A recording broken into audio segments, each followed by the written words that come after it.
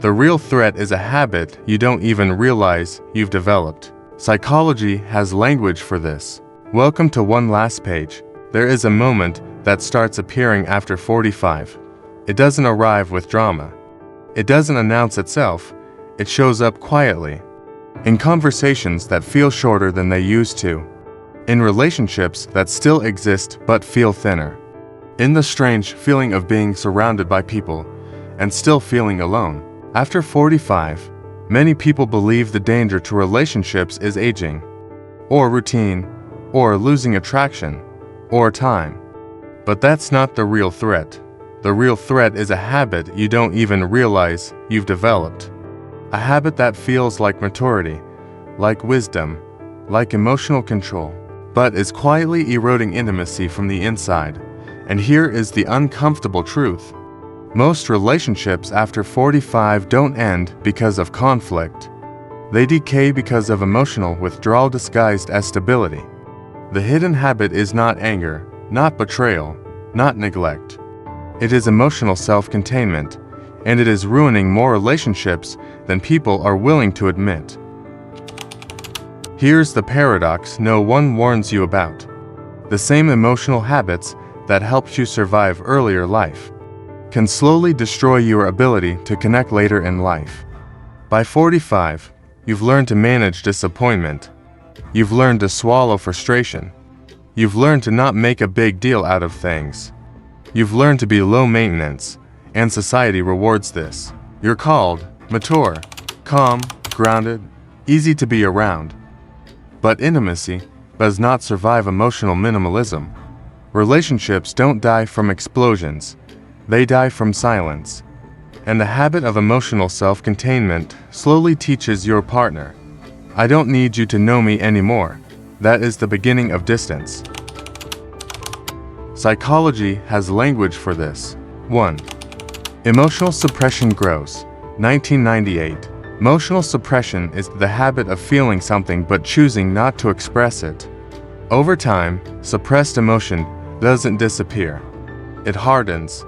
After 45, many adults suppress desire, loneliness, disappointment, longing, not because they don't feel it, but because they believe it's too late to talk about it.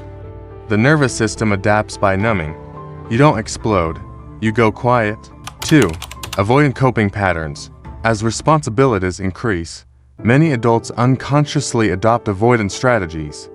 I'll deal with it myself. It's not worth the conversation. I don't want to rock the boat. This feels responsible. But avoidant coping kills emotional reciprocity, the heartbeat of relationships. 3. Midlife identity consolidation. Carl Jung described midlife as the point where the psyche demands integration. Before midlife, you build. After midlife, you confront what you ignored. If emotional needs were suppressed for decades, they don't disappear after 45. They retreat inward, and inward pressure creates distance outward. The hidden habit is this: you stop letting people see your inner world, not because you don't have one, but because you believe sharing it is burdensome, pointless, weak, or unnecessary. You say, I'm fine, it's nothing. Don't worry about it, but what you're really saying is, I don't trust that my emotional truth belongs here. And intimacy cannot survive where truth is rationed. In marriage or long-term partnerships, you talk about logistics but not feelings, schedules but not dreams, problems but not pain. Your partner senses distance but can't name it. They don't feel rejected, they feel unneeded. In friendships, you become the listener, not the sharer. The supporter, not the supported. People assume you're strong, so they stop asking. With adult children, you give advice but hide vulnerability. You teach resilience but model emotional withdrawal. Connection becomes instructional, not relational. You feel lonely but don't know how to explain why. You crave closeness but resist dependency. You want connection but fear exposure. This is not emotional maturity.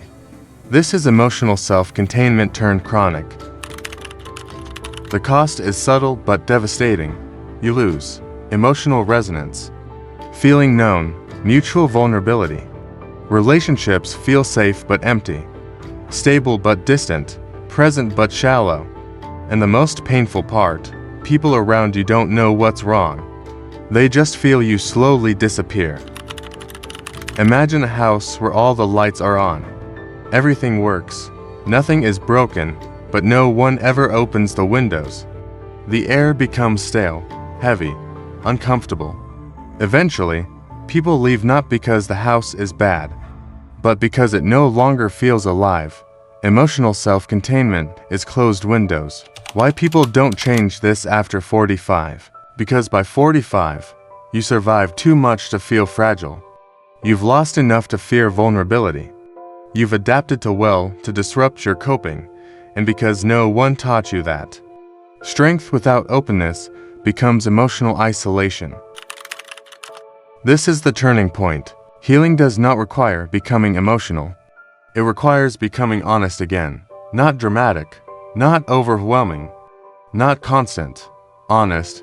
It starts with naming feelings without explaining them, sharing without fixing, expressing needs without apology.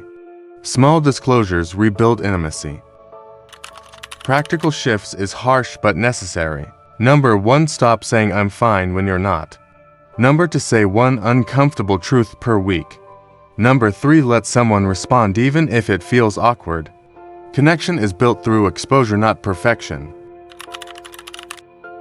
The final truth is that, after 45, relationships don't need more effort. They need more presence, the hidden habit ruining relationships in conflict. It's emotional invisibility, and the tragedy is this. You don't lose people because you ask too much. You lose them because you stop letting them see you. If this resonates, it doesn't mean you failed. It means your psyche is asking for reconnection, and it's not too late. Because intimacy isn't about youth, it's about courage. If you felt this video rather than just heard it, you're not alone and you're not broken. This channel exists for people who are done pretending they're fine. Subscribe if you're ready to face the truths most people avoid after 45.